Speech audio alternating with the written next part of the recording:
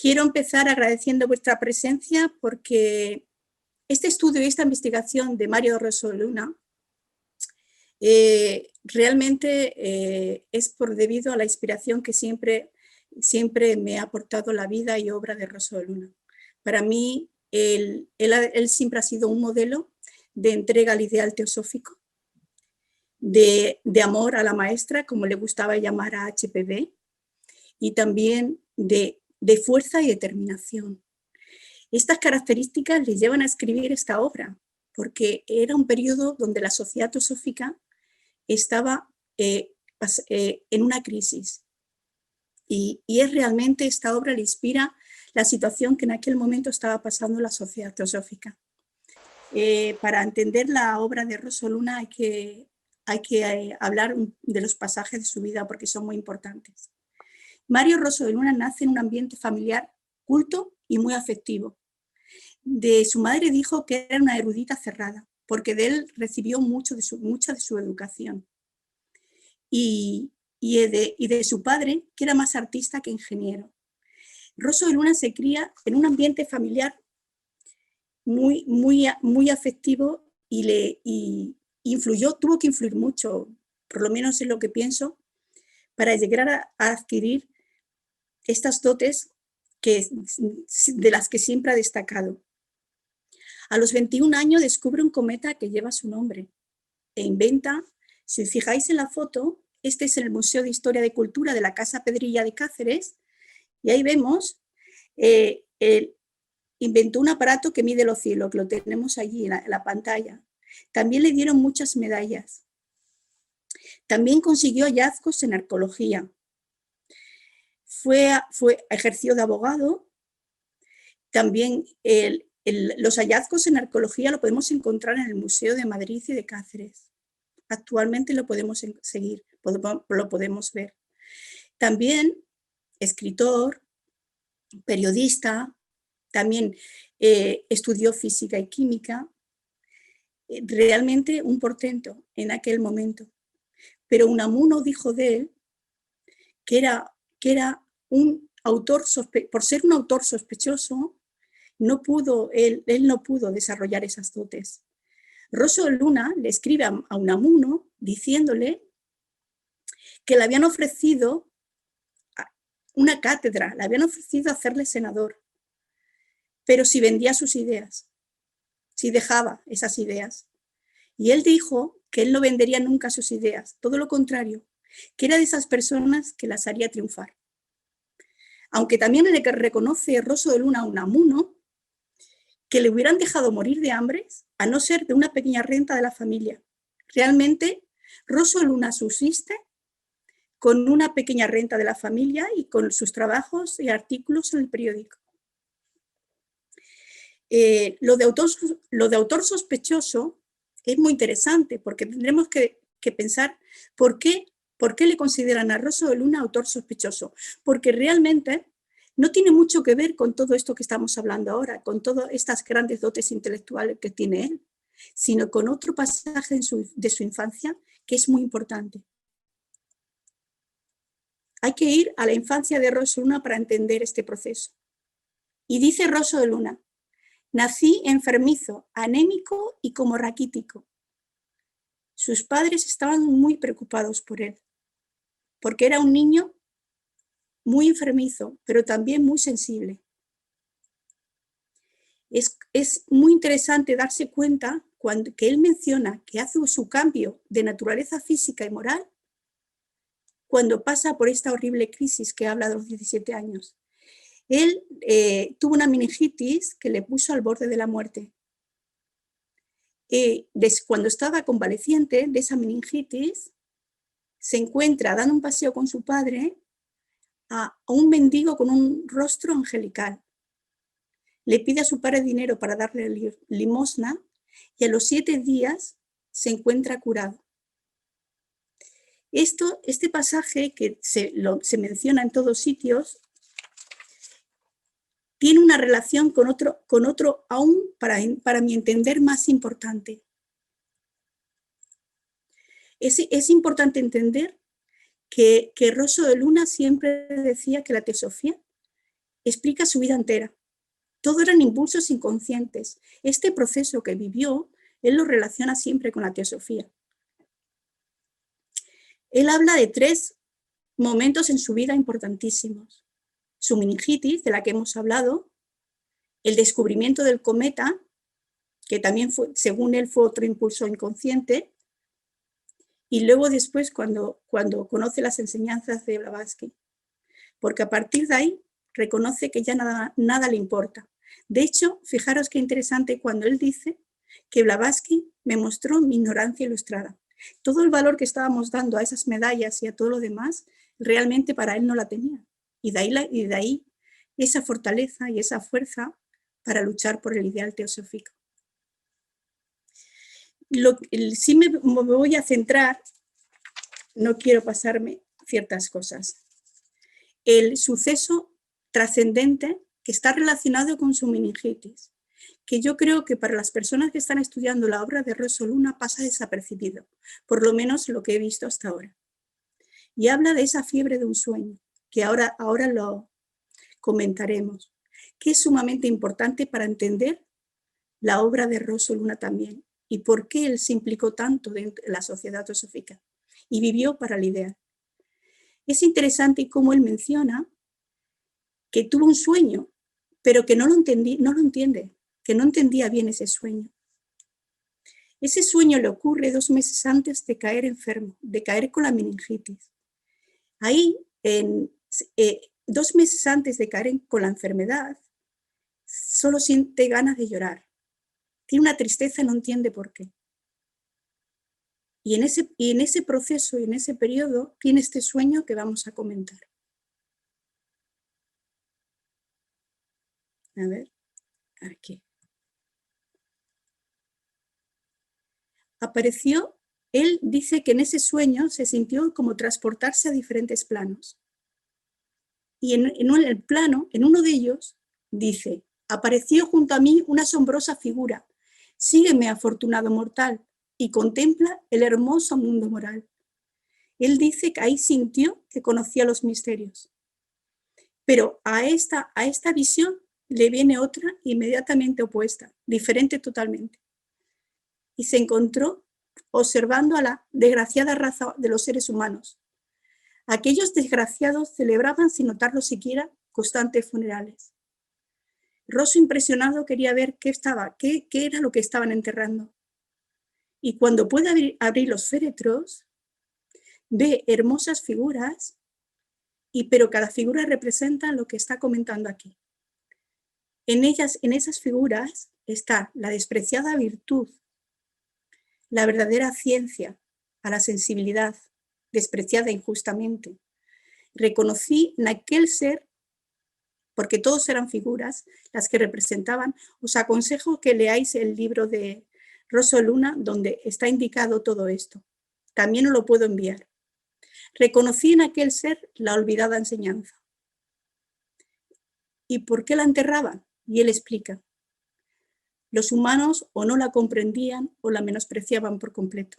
Y él decía que sintió una inmensa tristeza y que sintió horror al contemplarlo. Y en ese mismo sueño siente como su cuerpo se lava. Iba a morir. Fijaros, 2 meses después se enfrenta a su muerte. Más una luz le dio en el rostro. Y era el sol del nuevo día que se despertaba. 2 meses después también ese ángel que sintió que era como un ángel vestido de mendigo, le devolvió la vida. Y en esos 7 días después de ese encuentro con que él le llama reencarnación en vida y encuentro incomparable, 7 días después se encontró recuperado, pero no solo recuperado, sino cambió su naturaleza física y su naturaleza moral. Es decir, aquel niño enfermizo había dejado de serlo. Se volvió un ser muy robusto, una persona muy robusta, y luego también, por supuesto, con ese proceso interno que estuvo viviendo. Por eso con este sueño uno llega a entender por qué Rosso de Luna se entregó tanto al ideal teosófico. Yo creo que su propósito, aunque él decía que no entendía bien el sueño, su propósito era ese, el que los humanos descubrieran todo aquello que enterraban. todo aquello por lo que sufrían. Y de ahí su entrega.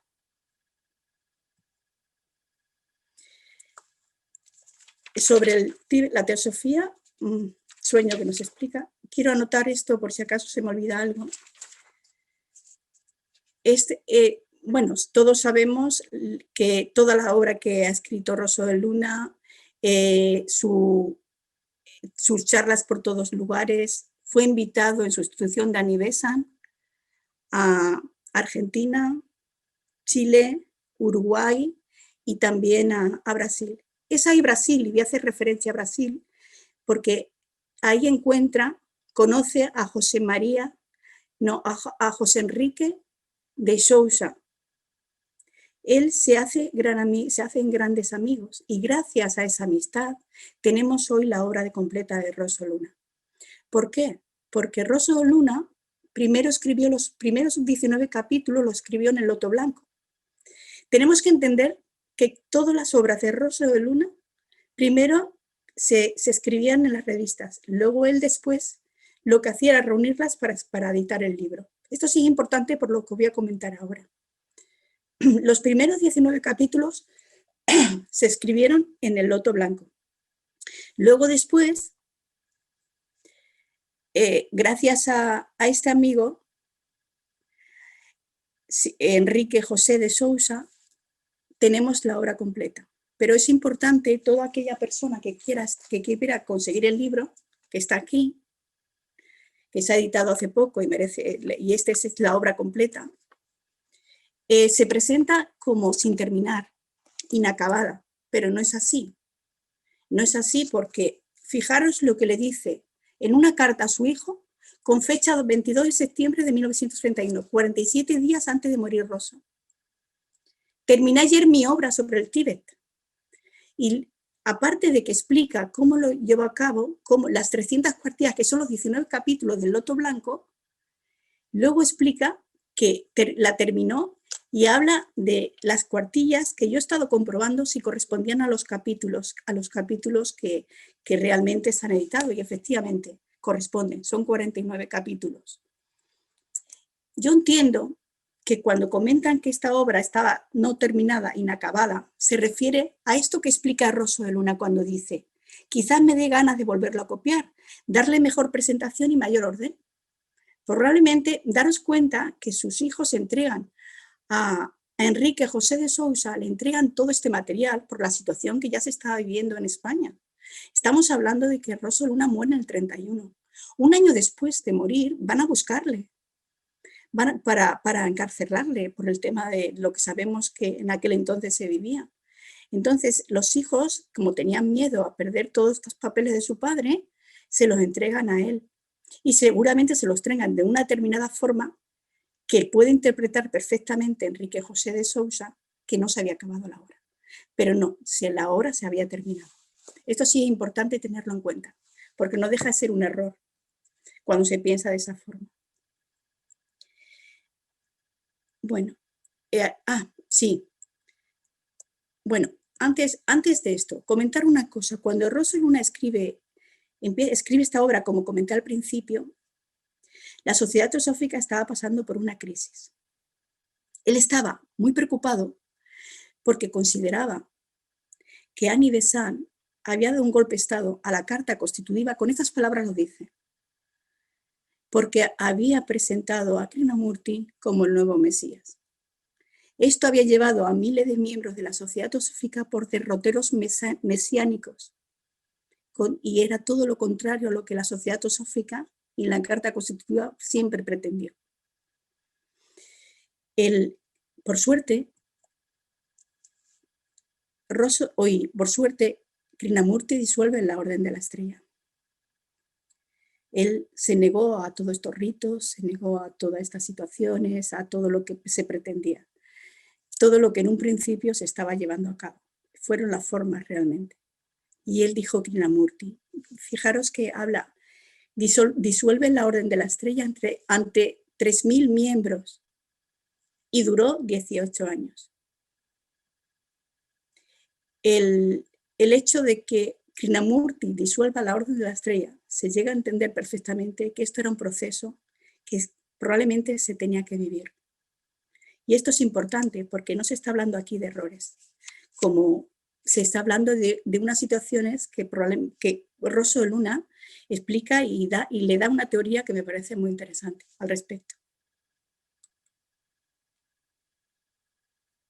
Krishnamurti disuelve la orden de la estrella porque consideraba que se estaba cayendo en todo esto que estábamos hablando. Nada de ritos, nada de como si fuera una vieja religión, y se trataba de hacer que los hombres fueran incondicionalmente libres, como él decía. Y esto no está nada alejado de la idea de todo el planteamiento que decía el Mahatma Kutumi al respecto. A ver, que me he equivocado. Perdón. Ahora sí. Al respecto, Mahatma Kutumi dice: alimentando el sentido latente de mesianismo, habrá usted obstaculizado la causa de la investigación general libre e independiente que tanto sus iniciadores como nosotros quisiéramos estimular. Es la misma idea que Krishnamurti cuando cierra la Orden de la Estrella, porque lo que estaba generando con esto era una servil dependencia y de que realmente no se tuviera ni la motivación ni la confianza para que sea necesario en este camino. Y Rosso de Luna también iba en la misma dirección al respecto. Por eso esa preocupación en la situación que se estaba dando en aquel momento. Él decía: la psicosis denominada mesianismo no es de ahora ni de ayer, sino de todos los tiempos, e hija de quien se reconoce pequeño e incapaz para guiarse en la vida. Y dogma es lo contrario de crítica y creencia es lo contrario de estudio e investigación. Fijaros cómo al final se trataba de que era un proceso que estaba viviendo la sociedad teosófica, digamos a nivel colectivo, pero que todos estaban nadando en la misma dirección. A veces cuando se plantea que Krishnamurti se separa de la sociedad teosófica, realmente no fue así. Si lo estudiamos, investigamos bien, no se dio ese caso, porque tenemos hechos que lo demuestran. Quiero seguir un momentito, porque si se me olvida algo que he anotado aquí.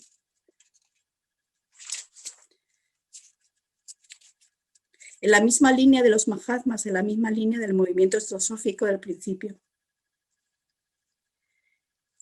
Realmente, esto demuestra que fue una prueba superada dentro de la sociedad teosófica, porque uno tiene que mirarlo desde ese punto de vista.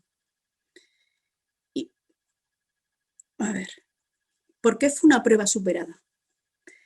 Porque mirar, 9 años después de desencarnar HPV y 10 años antes de la creación de la Orden de la Estrella, el Mahatma Kutumi escribe una carta a Annie Besant advirtiéndola. Y dice: la más grande de sus pruebas aún está por venir. Nosotros, esto también es muy importante, nosotros velamos por usted, pero usted debe hacer de su parte para que saliera adelante.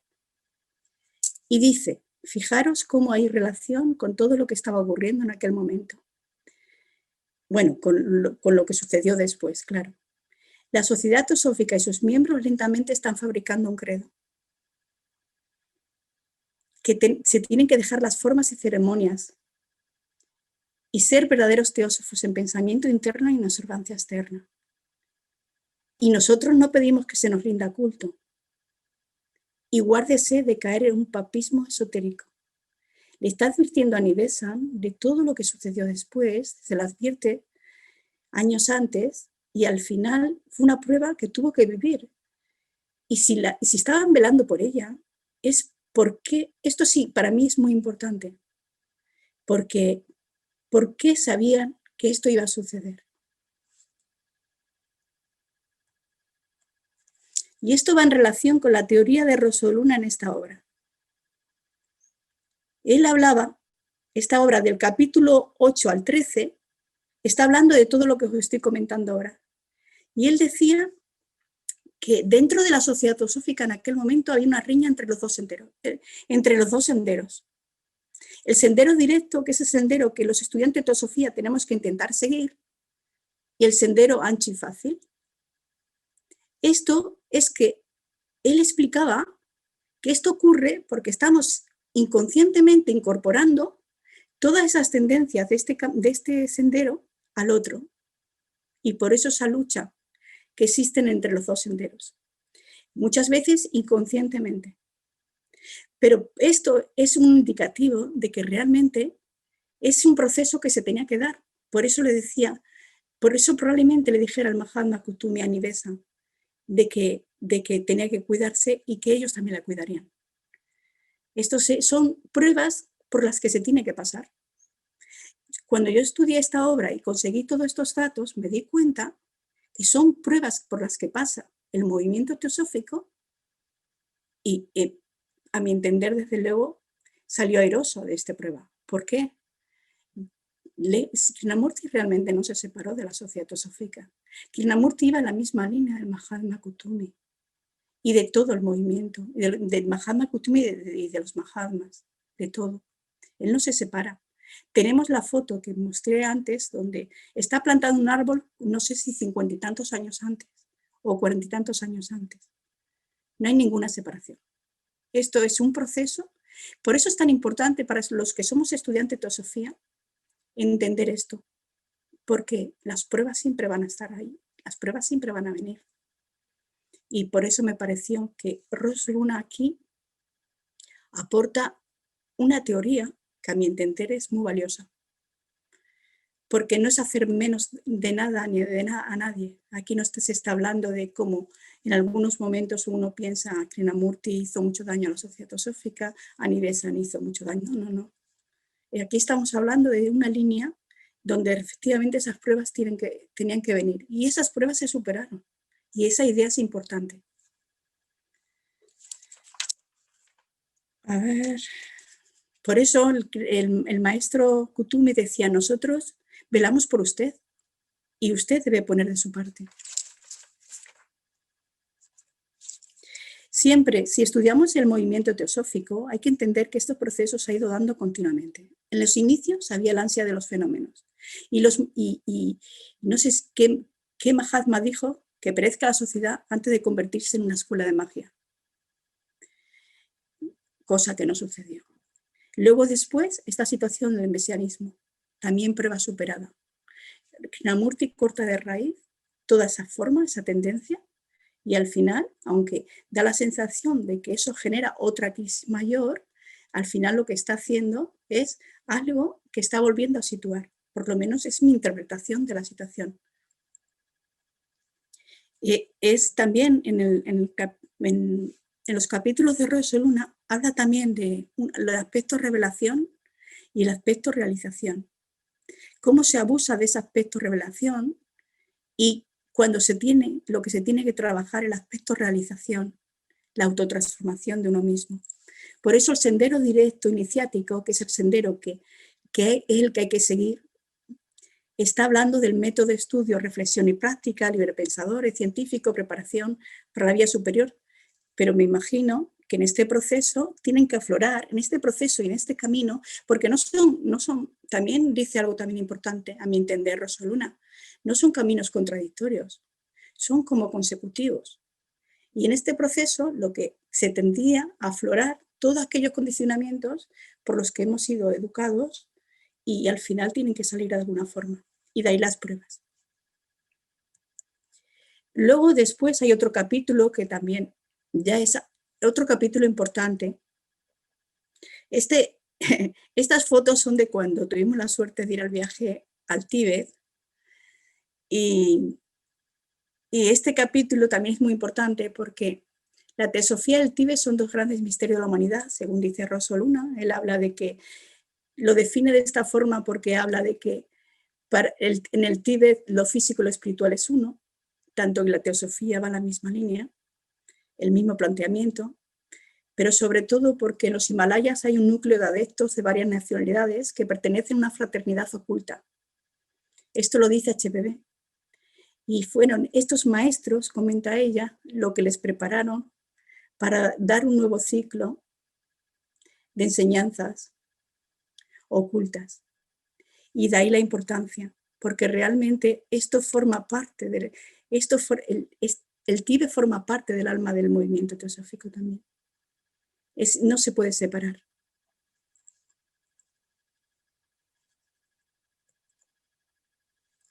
El Rosso de Luna se inspira en la obra de Alessandra de Vigny, yo creo que no lo he referido antes.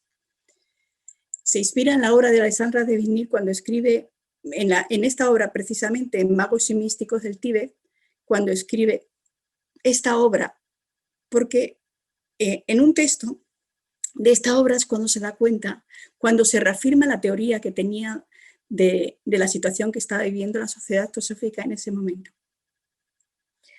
Es cierto que a Alessandra de Vigny la presentan como la primera mujer occidental en pisar el Tíbet, cuando no es así. Alessandra de Vigny, Blavatsky estuvo en el Tíbet 50 años antes aproximadamente.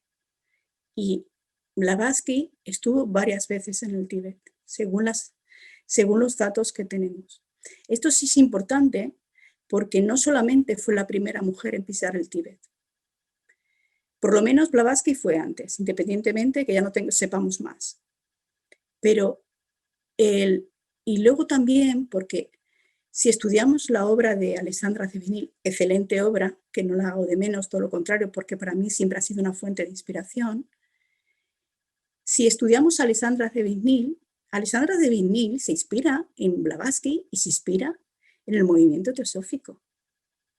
Hay datos que se pueden averiguar. Si de hecho ella formó parte de la sociedad teosófica, estudió las obras de la biblioteca en Londres y en París, de la sociedad teosófica, y luego le cuenta a una amiga que descubre a Blavatsky, le cuenta a una amiga que le habla de Blavatsky y otro día descubre decía que en una librería, en un escaparate, otra obra teosófica. Es decir, a ella siempre le interesó mucho el movimiento teosófico y le valió mucho también.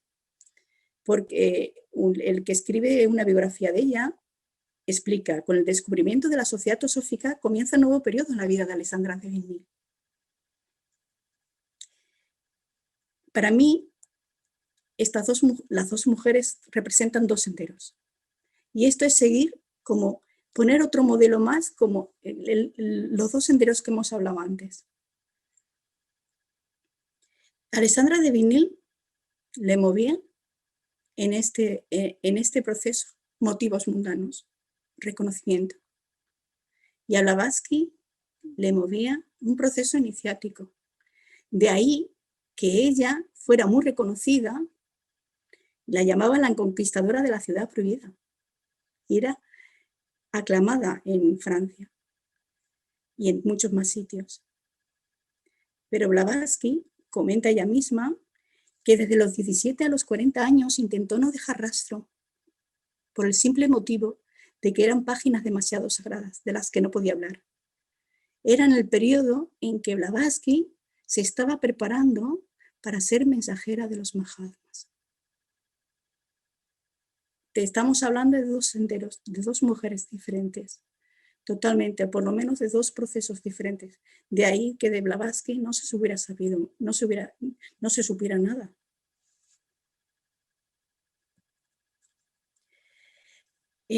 También, estas son imágenes de que estuvimos en el monasterio de Tasilumpo, que Blavatsky en su obra también menciona un lugar oculto allí, que está referido como el retiro privado del Tesu Lama, vinculado a la escuela secreta y fundada por Tsongkhapa.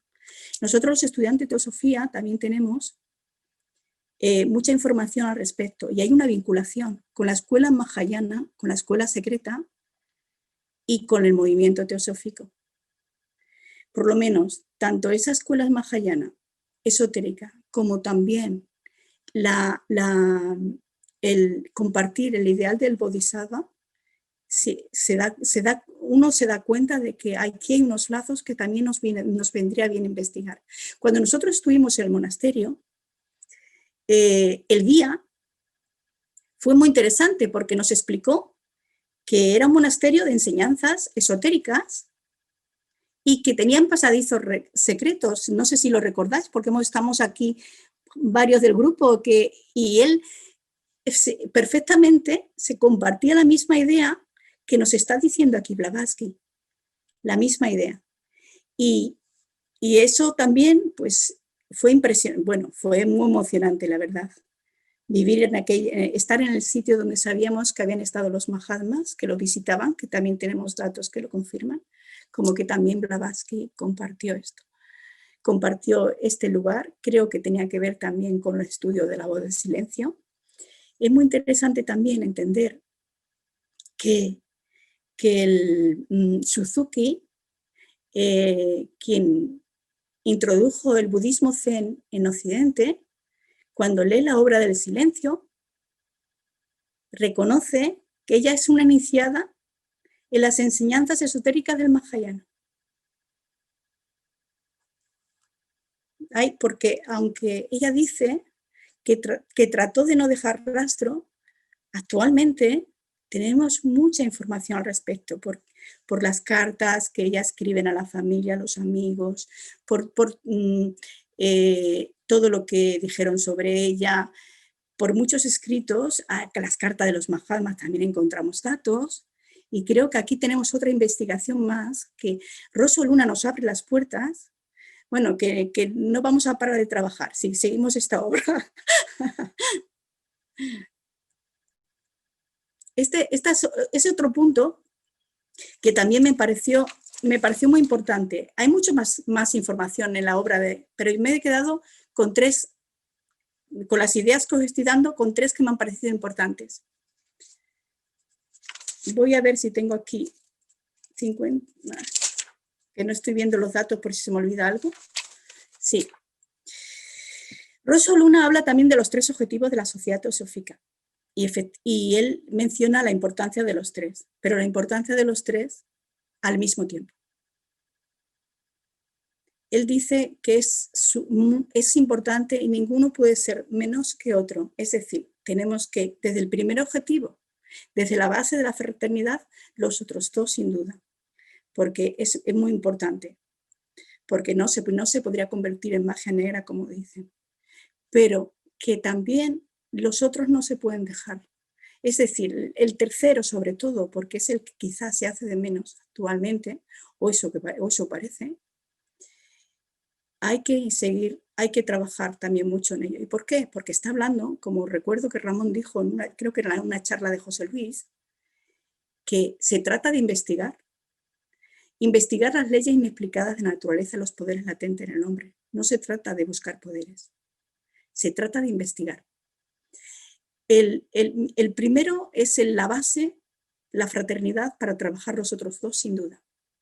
Pero en los otros 2, tanto el segundo como el tercero, lo que se exige es mucha responsabilidad.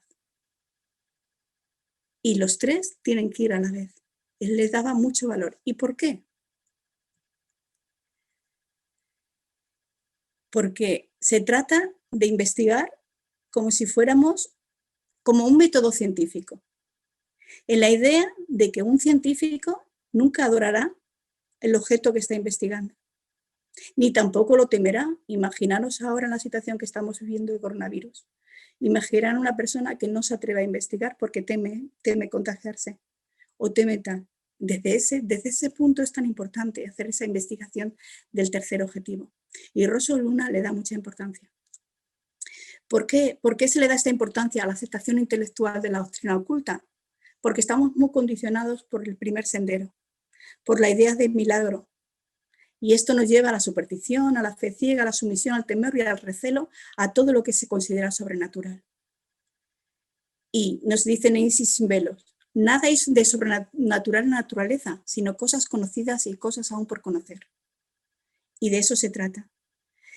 Estudiarlo, verdadero método científico, para alejarnos del escepticismo y de la ciega credulidad.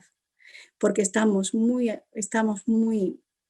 condicionados por todo lo que es esta idea de creer que todo es un milagro, que depende de un Dios y todo lo que eso genera.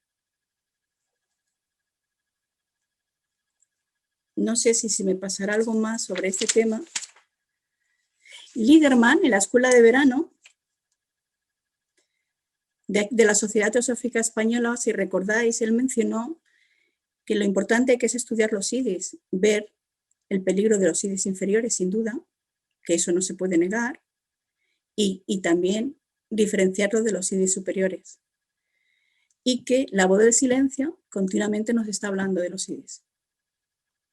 Y es muy importante, sabemos la importancia de estudiar la obra de la voz del silencio. Y fijaros también un tema interesante. 3 años antes de morir HPV, fijaros lo que dice. Los fenómenos y manifestaciones psíquicas habían sido malentendidos y malinterpretados tanto en su naturaleza como en su propósito. Como mínimo, había esperado que las personas inteligentes, incluyendo a los científicos, hubieran reconocido la existencia de un nuevo campo de investigación profundamente interesante. Máximo cuando estos pudieron presenciar sus inexplicables efectos físicos producidos a voluntad. En vez de esto, los fenómenos permanecieron relegados al ámbito de los milagros y de la superstición, en vez de ser tratados científicamente como había esperado HPV. Sentían que habían fallado en su propósito. Y yo creo que ya ha pasado mucho tiempo para que nosotros entendamos que esto estaba en el propósito inicial. Y que en su momento al final realmente no se pudo conseguir. Esto también lo comenta Blavatsky por recordáis que estaba el peligro del espiritismo en aquel momento, y ella lo que quería mostrar con estos fenómenos era que no dependía de ningún espíritu ni de ningún cascarón, que no movieran todo eso, porque hasta con el poder, la voluntad del pensamiento, se podía llevar a cabo esto. Y quería separar una cosa de la otra.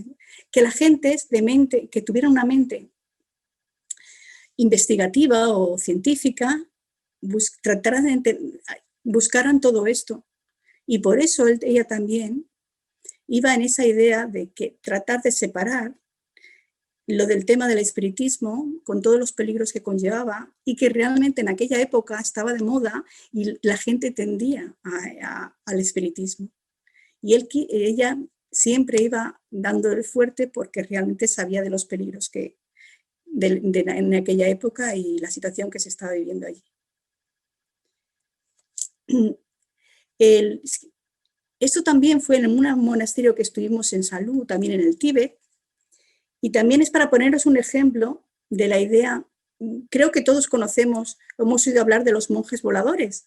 Son estos monjes que llevan a cabo largas distancias, que parece que van como, no son volando, son como dando saltitos. Ellos dicen como si fueran alas en los pies y recorren largas distancias y que van como en un estado de trance o de meditación. Pues estos monjes, con todo lo que a nosotros nos llama la atención y hemos oído hablar, y Alessandra Zebindini y muchos más investigadores lo mencionan, fijaros realmente el propósito de estos monjes. En este monasterio Salud que estuvimos, creo que fue el primer centro de estudios esotéricos y entrenamiento psíquico, pero fijaros, nunca se buscó convertir a los monjes en magos poderosos. Exigían un completo anonimato, una vida purificada, dedicación plena al bienestar de los demás, y ejercitaban un estado de la mente con el fin de ser útil a todos los seres y formaría parte del bodhisattva. Lo que convierte a alguien en un bodhisattva es su dedicación al bienestar pleno de otros seres. Y en aquel momento, por la situación geográfica del Tíbet, estas personas se hacían mucho bien y ayudaban mucho, pero nosotros nos quedamos en la fantasía, nos quedamos en la superficie, cuando realmente aquí había un noble propósito. Pero nos quedamos, pues eso, en la fantasía, por no seguir investigando, por darnos cuenta y quedarnos realmente en la superficie. Esto es un ejemplo que pongo en relación a lo que decía de la importancia del tercer objetivo. Luego también en Rosso de Luna, en los capítulos 31 y 34, habla de HPV Tulku de los Mahatmas. Aquí estoy intentando investigar más sobre el tema porque aquí no lo tengo que profundizar más y sí me gustaría saber vuestra opinión y a lo mejor tenéis también información al respecto, de la que sí que me gustaría tener si vosotros estáis estudiando el tema. Porque creo que también es muy importante y está relacionado también con el tercer objetivo de la Sociedad Teosófica. HPV Tulku de los Mahatmas. No fue medium, dice Rosso, sino mediadora. Y tenemos que separar y diferenciar lo que es una cosa y lo de lo que es otra. Porque en el Tíbet llegaron a mezclarlo. Y tiene que ver con la naturaleza espiritual, el centro de la actividad, ese trabajo. Ella se preparó para hacer de mediadora o para hacer de tulku. Y es muy diferente y totalmente contrario a lo que es un medio. Y a veces lo relacionan, cuando no es. Y creo yo que los estudiantes de teosofía necesitamos comprender más este proceso, comprender más lo que significa tulku, que es un siddhi por el cual un adepto superior es capaz de transmitir parte de su conciencia a otra persona, ya sea por poco tiempo o por todo el resto de su vida. Para esto hay que estudiar Boris de Zirkov, no sé si lo pronuncio bien. Excelente todo lo que tiene al respecto. Él menciona diferentes tipos de tulku y sus 3 grados de poder.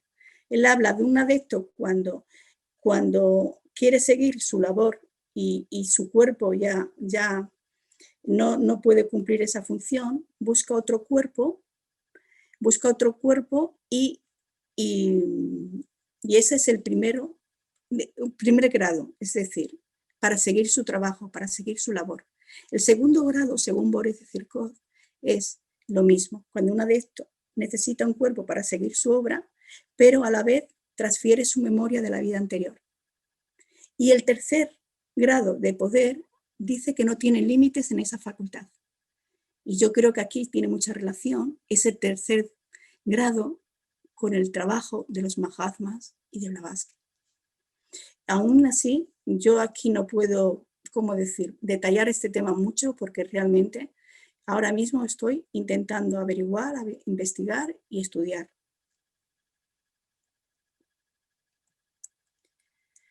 Pero sí, en lo poco que he conseguido al respecto, es importante que estudiemos la Carta de los Mahatmas, la número 26. Porque aquí el maestro Kuthumi habla de que este carácter suyo, está hablando de Blavatsky, está íntimamente relacionado con su entrenamiento oculto en el Tíbet. Y es debido a que se le envió a actuar sola en el mundo, a preparar gradualmente el camino para los demás. Y aquí el maestro Kuthumi reprende a todos aquellos que están pensando mal de Blavatsky.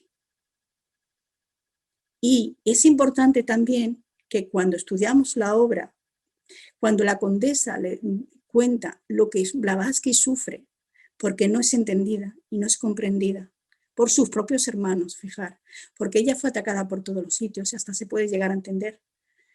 Estaba luchando contra el orden establecido, iba a encontrar por todos los frentes abiertos, pero realmente él dice que su dolor tenía mucho que ver con que sus propios hermanos no lo entendían.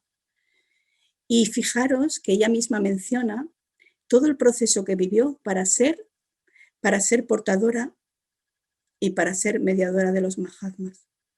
Ella cuenta que tuvo muchos años del más severo estudio, iluminado por una inteligencia superior y una audacia que ningún peligro doblegue, muchos años de retiro en soledad, la asociación con estudiantes que persiguen el mismo objetivo, un lugar donde el neófito esté en absoluto silencio y quietud.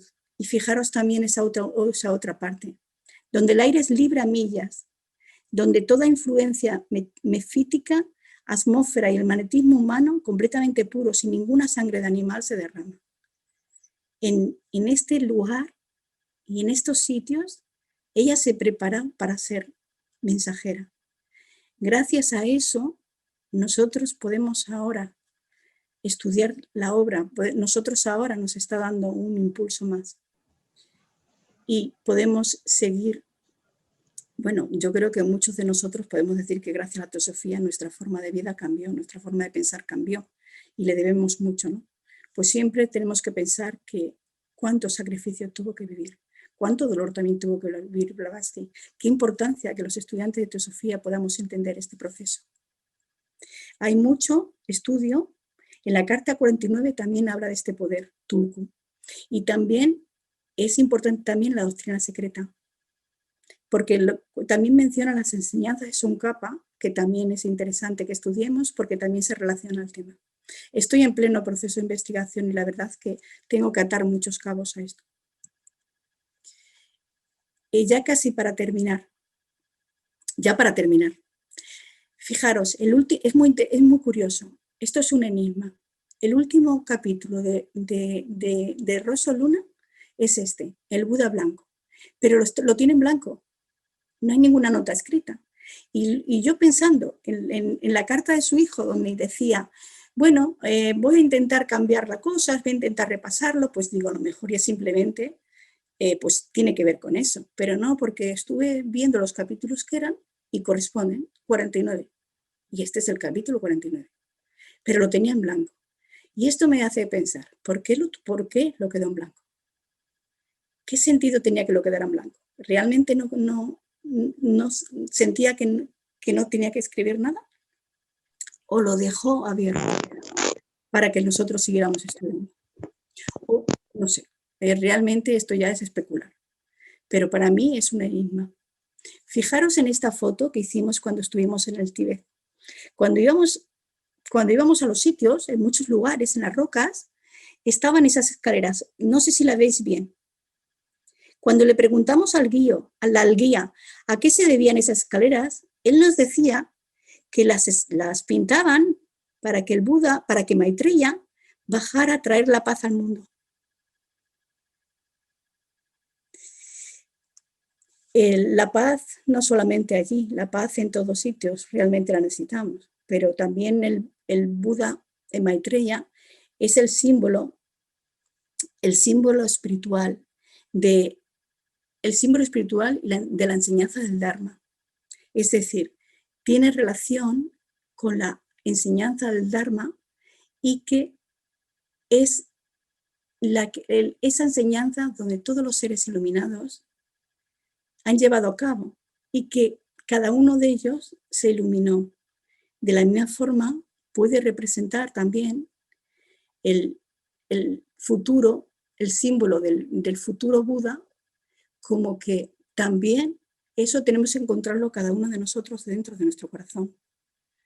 Al final es que el proceso va con uno mismo siempre y esa paz no nos pueden traer la paz a nosotros. Somos nosotros las que tenemos que encontrar la paz en nosotros mismos. Y es un poco, me pareció muy interesante, sobre todo el enigma del último capítulo de Rosso Luna, que lo han rellenado con determinadas obras, determinados textos de Rosso Luna de Maitreya, pero esto lo han hecho quienes han editado la obra. Y luego ya para finalizar, que a lo mejor me estoy enrollando mucho, luego ya para finalizar, fijaros cómo continuamente se está hablando de lo importante que es la investigación teosófica. Cómo hablan de que realmente el adepto es la rara eflorescencia de una generación de investigadores. Para llegar a serlo tiene que obedecer al impulso interno de su alma, prescindiendo de toda consideración prudencial de la ciencia o de la sagacidad del mundo. Y siempre van en la misma dirección, de que el resurgir de la investigación teosófica es una necesidad indispensable.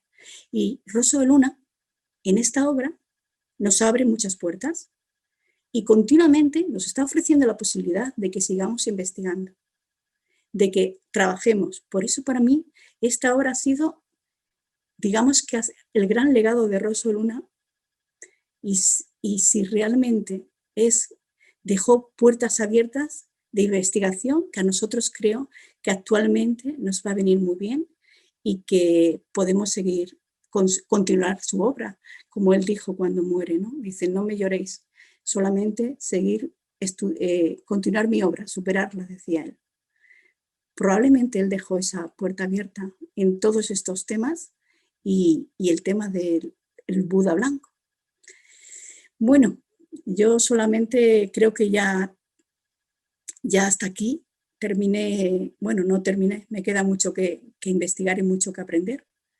Y ahora, si queréis compartir o preguntar algo sobre el tema, cuando queráis. Quería preguntar, cuando dice que Elena Blavatsky se sintió incomprendida por sus hermanos, bueno, ¿a qué hermanos? ¿Hermanos de la teosofía o hermanos biológicos? No sé. Sí. Sí, Manuel, por lo que yo sé, hermanos de la teosofía. Date cuenta que ella, en ese proceso que estaba viviendo como mensajera, muchas cosas no podía hablar.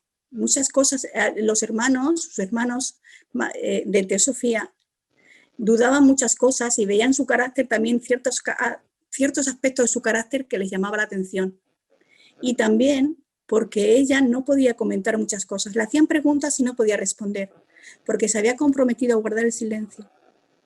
Y por eso era incomprendida. Hasta cierto punto hay que entender las dos partes. Las dos Sí, partes tienen que una no podía razón. decirlo todo, no podía decirlo Eso todo. es. Vale. Gracias. Sí, Josefa, muchas gracias por la preparación que te habrá supuesto y por ese entusiasmo que nos contagias. Solo quería comentarte que también Rosso de Luna ha sido muy poco comprendido. Tiene un gran valor para el habla hispana este teósofo y creo que a lo mejor nos miramos en las obras de otros hermanos que están muy bien, pero que Rosso de Luna está totalmente desconocido para los hispanos. ¿Cómo lo ves? Sí, sí, Sara, totalmente de acuerdo contigo. Es el gran desconocido. De hecho, hombre, dicen que nadie es profeta en su tierra. Pero efectivamente, mira, fijaros, te voy a comentar algo, Sara, que además yo sé que tú eres una enamorada de Rosso de Luna. Sí. Mira, Sara, es curioso como cuando recordáis el sueño que comentábamos, ese sueño que tuvo que realmente fue su propósito y su impulso. Y tuvo un proceso ahí donde realmente, digamos, una preparación para lo que vino después. Es indudable, porque eso es un hecho, por todo lo que hemos estado comentando. Pues fíjate, muchos hermanos, estoy hablando de hermanos de teosofía en España, consideraban que le movía mucho a Rosso Luna su vanidad. Como realmente destacaba, como hemos hablado antes al principio, en muchas cosas, muchos consideraban que le movía la vanidad, cuando realmente sabemos que no tenía nada que ver con esos aspectos. Y él le llama ignorancia ilustrada, que dio gracias a ese bebé por sentir esto. Sí, para mí es un grande, no solamente un gran desconocido. Fíjate, hay muchas partes en América que le dan más valor y reconocen. No sé si hay que está Guillermo. Y he visto yo en Cuba, cuando estuvimos, y todo lo demás, muchos más como que siguen más la obra de Rosso Luna que aquí mismo en España. Sí, sí. Sí, totalmente de acuerdo contigo. Hola, soy Guillermo. Justamente Hola, Guillermo. por alusión de mi querida José, que ella siempre ha sido seguidora de Rosso de Luna. Rosso de Luna nunca tuvo empacho en decir que era teósofo. En aquel entonces era un cierto atrevimiento por la persecución que tuvo la teosofía y la masonería.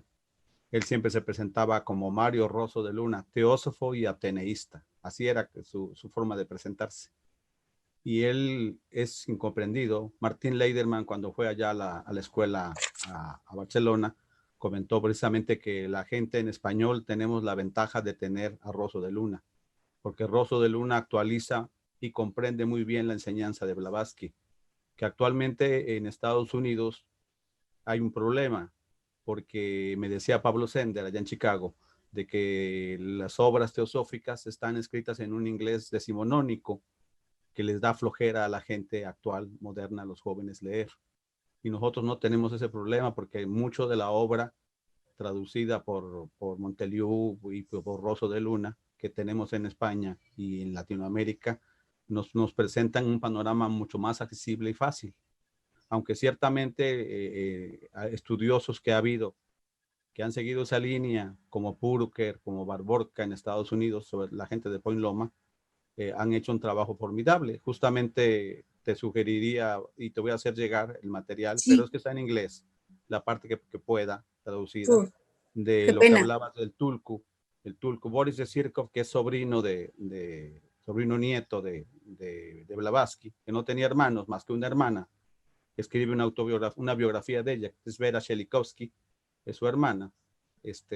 Su sobrino nieto Boris Sirkov, que hace los collecting writings, las obras compiladas, ella precisamente era la única hermana que tenía.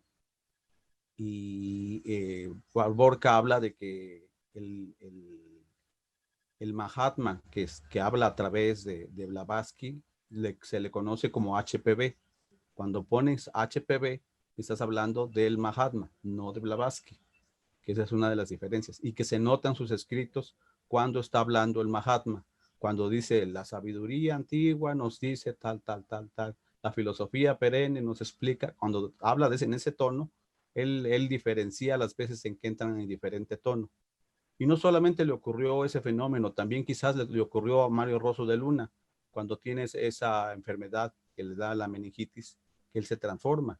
Alguien que le ocurre lo mismo y que tampoco es conocido y que a mí me interesó mucho que se diera a conocer su obra cuando estuve en España, fue William George. William George también de niño cae enfermo y es declarado casi muerto por el médico, y cuando revive, él tiene una sabiduría que no le conocían y él facilitaba su cuerpo, no como medium, sino como mediador, a un Mahatma que se le conoció como Raja. Nunca se saben sus nombres, como KH, que es un título, no es un nombre en realidad, ¿no? Porque el nombre tiene un poder. Entonces, Sí. lo básico sería tratar de entender también ese fenómeno del tulku. Lo explican algunos en el Tíbet con los lamas, con el Dalai Lama, que es la encarnación y que él se facilita como tulku. Pero se le ha rodeado también un poco de superstición, como bien señalabas. Entonces, pues sí, hacer una investigación. La obra es de Geoffrey de Barborca, se llama HPV Antulco y trata Sí. específicamente el tema que está citando. Perdona, Guillermo, efectivamente creo que era esa obra y no la otra en la que yo realmente estaba interesada, pero que está en inglés y Está no en puedo inglés, no hay acceder a ella. traducciones. Hay unos abstracts, hay unas como resúmenes ya hechos Sí, en eso español, sí, eso pero lo tengo, no está, la Guillermo. obra completa no está traducida. Sí. Igual varias veces que hubo ese fenómeno, lo comenta Olcott en Hojas, un viejo diario, ahí, pero tampoco están traducidos. Hojas de un viejo diario están traducidos 2 tomos Sí. y son 6. Y también se trata, por ahí Pepe Rubio ha estado interesado, hemos tratado de buscar la forma de que, porque él también intervino en esto de rescatar la obra del Tíbet. Sí, para estudiar el término tulku tenemos que también dirigirnos a todas las obras como de Alexandra de Vigny, que merecen, que hay que estudiar todas las obras para entender también este proceso, porque yo recuerdo que leyendo, no sé si era Govinda o no sé, explicaba, o era Rorit. Bueno, el caso es que él explicaba muy bien cómo desconocemos este tema diciendo, creemos que el Dalai Lama es la reencarnación del Buda de la compasión, cuando realmente lo único que es que el Dalai Lama representa un aspecto de la compasión del Buda. Es decir, lo relacionamos le damos por hecho de que no deja de ser como si fuera el mismo con diferentes cuerpos, pero realmente no es así. Es decir, solamente estamos hablando de que lo único que se está, digamos, personificando es el aspecto compasión. Sí, Y representa el Dalai Lama el aspecto compasivo del Buda de la compasión.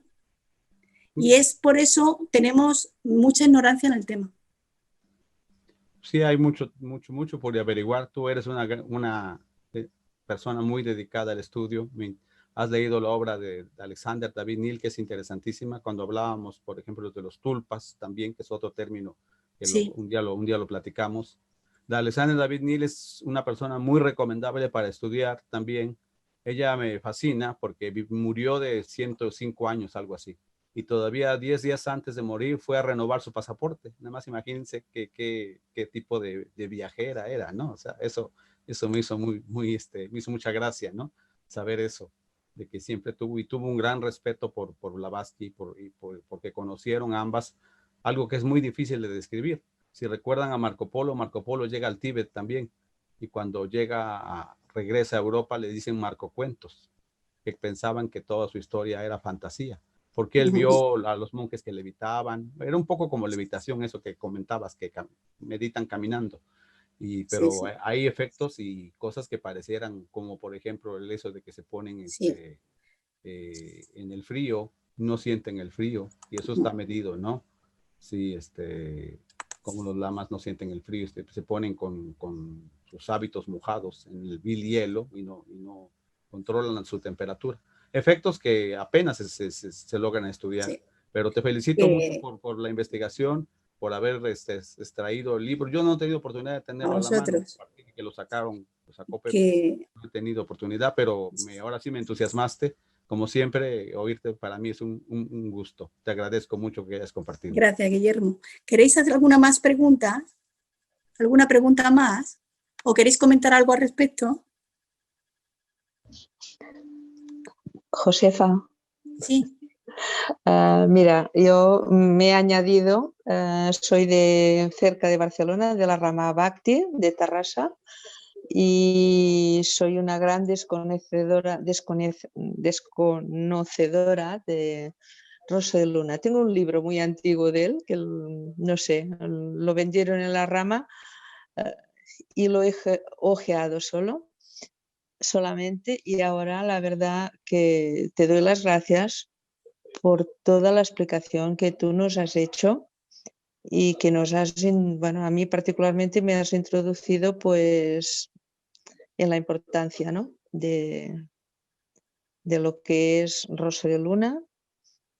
Y además, pues bueno, me he enterado de cosas que no tenía yo ni la más remota idea, como esto que decíais ahora del tulku.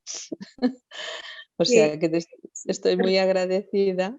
Sí. Y no sé si hay alguna cosa que pudiera recibir por correo electrónico a ver. Bueno, he hecho fotos de la pantalla cuando han salido pues estas últimas informaciones, ¿no?, que tú has ido introduciendo, y la verdad ¿Puedo pasarte que... la presentación? ¿Puedo pasar la presentación? Pues vale. Sin ningún problema. Estupendo. ¿Y recuerdas el libro de Rosso de Luna? Pues ahora mismo no, es muy antiguo, las cubiertas son blandas, o sea que no tiene cubierta gorda, sino que es como, no sé, que vinieron varios ejemplares a la rama y los trajo Pepi Pujós, que ya la conoce seguro. Y entonces, pues bueno, no sé si habían 10 o 12 ejemplares y yo compré uno. Pero la verdad que, bueno, como hay tanta literatura y tanta información, y estoy pues siempre liada y ahora lo voy a coger. A partir de lo que he oído, escuchado, Qué bueno. seguro que lo cojo porque me parece muy interesante, la verdad. Muchas gracias, Josefa. Pues me gustaría que nos escribieras un correo diciéndonos la obra de Rosso de Luna, la que tienes, ¿vale? Sí, vale, lo Porque haré. luego después tenemos la dificultad, ahora es más fácil, pero siempre el problema de Rosso de Luna es que era muy difícil conseguir sus obras. De hecho, cuando empecé a investigar la obra de Rosso de Luna, hombre, como paisana, ¿no?, que menos, aparte de todo lo que me inspiró Rosso de Luna, recuerdo que cuando empecé dentro de la Sociedad Teosófica, bueno, gracias también a Guillermo, porque formamos parte de un grupo virtual, Guillermo, y a partir de ahí empecé a conocer a gente que tenía mucha información sobre el Rosso de Luna. También estuve en lo que le llamamos la Biblioteca Upasika y conseguimos recuperar mucha de la obra de Rosso de Luna gracias a ese proyecto. A partir de ese momento, ahora podemos acceder a obras que antes era muy difícil encontrar. Vale. Como decía Sara también, ¿no?, es decir, es que a Rosso de Luna hay que volverlo a recuperar. Se trata de eso. Sí. Se trata de eso. Yo creo porque que es sí, que por realmente lo que es un ejemplo de entrega al ideal.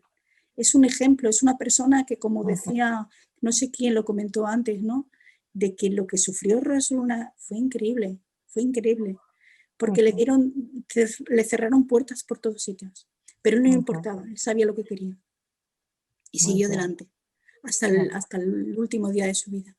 Tenía su proyecto pues muy definido. Dentro de él. Definido, exacto. Pues muy bien. Yo quería dar las gracias a José. Yo la he escuchado varias veces ya hablando de su amado Rosso de Luna, y le agradezco mucho el trabajo que ella hace, porque de los que estamos en Cáceres, ella es la que más, bueno, ella es la que trabaja recuperando a este gran teósofo, ¿no? Que para nosotros es un orgullo como extremeños que somos. Y decimos muchas veces que nos consideramos esa semilla que él fue sembrando y que nunca esperó recoger, ¿no? Somos esas pequeñas semillas que van floreciendo, ¿no? Y siempre nos hemos considerado así a los que estamos estudiando en teosofía. Y sí deciros que si tenéis interés por la obra, ella sabe mucho sobre el tema. Así que gracias, José. Uxía, mira, siempre recuerdo, y lo hemos mencionado muchas veces en la rama, ¿no? Cuando Rosso de Luna, cuando no pudo hacer nada en Extremadura, o muy poco, pero él decía que no pudo hacer nada en Extremadura por lo dormido de la región. Él lo intentó por todos los medios y dice que se fue con la pena de no haber creado una semilla, haber puesto una semilla, haber creado un lugar, una rama allí en su región, en Extremadura, ¿no? Y nosotros siempre lo mencionamos, porque yo creo que la energía de Rosso está en nuestra rama. Es como si esto se conectara con ese deseo que él mantuvo y se fue sin poder realizarlo. Y creo que por eso a lo mejor nos da la fuerza en este proceso y nos sentimos que estamos haciendo un trabajo importante porque todos estamos trabajando por la misma causa, por el mismo ideal, y creo que detrás de todo esto tiene que haber un poco de impulso, por lo menos de Rosso de Luna, aparte de todo el movimiento teosófico. Yo también lo pienso así, José. Yo también pienso que él está detrás y que recogemos un poco el testigo que él nos dejó, ¿no? Y así tendrá que ser. Sí, seguro. Bueno, José Luis, tienes el micro. Cosita, ¿puedo? Tere, venga. Mira, José, chapo, de verdad. Ya había dicho yo en el otro sitio que era una cosa importante para nosotros los extremeños, pero de verdad, enhorabuena. No tengo más palabras que decirte. Gracias, Tere. Si te ha gustado, perfecto. De eso se trataba, de que te inspirara la obra de Rosso de Luna.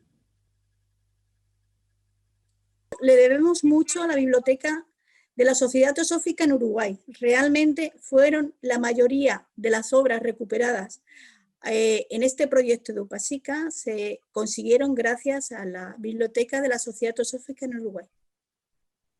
Y muchas de las obras que hoy día tenemos ahora se están volviendo a editar, pero realmente antes era muy difícil conseguir esas obras. No, era muy difícil también en España, también tenemos que reconocer, para no poner todo en la balanza, que también el gran desconocido de Rosso de Luna también influyó eso, es decir, no solamente porque realmente no pusimos interés en estudiar su obra, también es porque era muy difícil conseguirla. Agradeceros vuestra presencia, he disfrutado mucho también con todo lo que habéis comentado ahora y que ahora mismo os guste tanto ahora Rosso de Luna, y si he conseguido que a lo mejor os interese un poquito la obra, creo que vamos, con eso me doy por contenta, porque de lo que se trata es de que una persona que se ha entregado tanto y un modelo tan importante para la sociedad teosófica, que menos que tenerlo presente y estudiar su obra. Porque si hay algo que nos puede aportar el TIB de la teosofía, es un proceso donde realmente la sociedad teosófica pasó por diversas pruebas, pero que realmente también nos puede valer nosotros actualmente para nuestro diario de vivir. Fijaros, en la carta número 1 siempre recuerdo este tema cuando menciono esto. En la carta número 1 de los Mahatmas decía, qué locos son aquellos que especulando solo en el presente cierran los ojos al pasado cuando son ciegos al futuro. Es decir, todo esto y esta obra específicamente nos puede ayudar a seguir nosotros nuestro camino, sabiendo que hay muchas tendencias de las que tenemos que trabajar para seguir este proceso si queremos vivir para el ideal teosófico. Pero no solo eso, aparte de que nos pueda mostrar que las pruebas siempre van a estar y que tenemos que intentar superarlas, como realmente a lo largo del tiempo nos ha demostrado que a nivel individual y a nivel colectivo la sociedad teosófica ha pasado por varias pruebas de las que ha salido airoso. Pero esto siempre creo que esto será siempre estará ahí, porque las pruebas las tenemos que ir pasando e ir viviendo, a lo mejor con diferente disfraz, pero realmente el proceso se tiene que dar. Y esto sí nos lo puede mostrar el Tíbet y la Teosofía también. Bueno, que solo deciros que muchas gracias por estar, por haber compartido con vosotros este espacio y bueno, esperamos que nos veamos pronto. Gracias a todos.